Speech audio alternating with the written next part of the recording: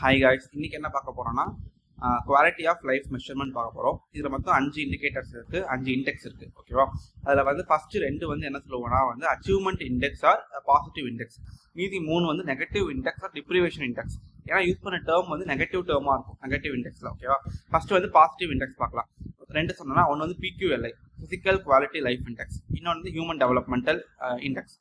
இப்போ PQLI எப்படி ஞாபகம் வச்சுக்கலாம் அப்படின்னா PQLI ரிவர்ஸ் பாருங்க, ILன்னு வருதா? அப்போ நிமோனிக் வந்து ILL தான் இதோட நிமோனிக்.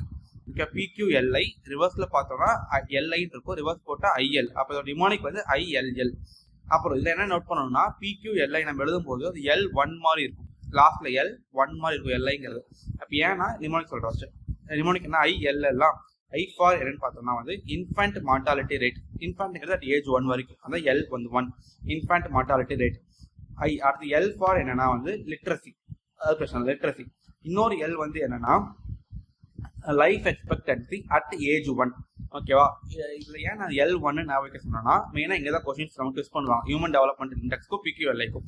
PQLI என்னன்னா life expectancy at age 1 and infant mortality rate and literacy. இந்த லிட்ரஸிங்கிறது போத் ஹியூமன் டெவலப்மெண்ட் இண்டெக்ஸ்க்கு வரும், PQLIக்கு வரும். ஓகேவா? இந்த 2 தான் at age 1, life expectancy at age 1, and then வந்து இன்ஃபேண்ட் மார்டாலிட்டி ரேட் தான் PQLIக்கோட ஒரு ஸ்பெசிஃபிக்கான ஒரு இண்டெக்ஸ். ஓகேவா?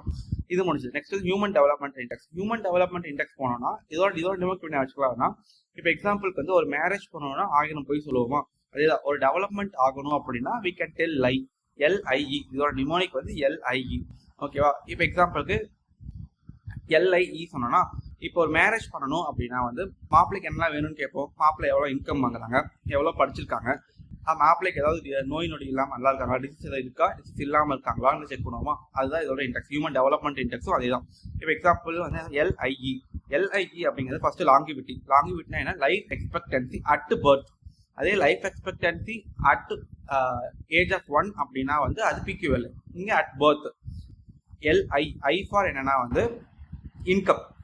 இன்கம் இதெல்லாம் மெஷர் பண்ணுவோம்னா கிராஸ் நேஷனல் இன்கம் தான் மெஷர் பண்ணுவோம், பெர் கேபிட்டா இன்கம் எடுக்கும். அடுத்து LIE ஃபார் என்னன்னா வந்து எஜுகேஷன். எஜுகேஷன் 2 மெஷர் பண்ண போறோம். என்னன்னா வந்து மீன் இயர்ஸ் ஆஃப் ஸ்கூலிங், இன்னொன்று வந்து எக்ஸ்பெக்டட் இயர்ஸ் ஆஃப் ஸ்கூலிங். அதான் LIE முடிச்சா.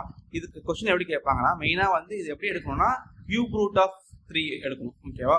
அதாவது ஜாமெட்ரிக் மீன் தான் இதோட. இந்த 3 LIE வந்து ஜாமெட்ரிக் மீன் எடுக்கணும், அதான் இதோட வேல்யூ. பிளஸ் வந்து அந்த mean years of schooling and expected years of schooling இருக்கு இல்லையா, அதோட ஆவரேஜ் எடுக்கும். ஓகேவா? அவ்வளோதான். இப்போ ஹியூமன் டெவலப்மெண்ட் பார்த்து PQLI பார்த்தாச்சு. நெகட்டிவ் இண்டிகேட்டர்ஸ் வந்து நான் நெக்ஸ்ட் வீடியோவை போடுறேன். பாய்.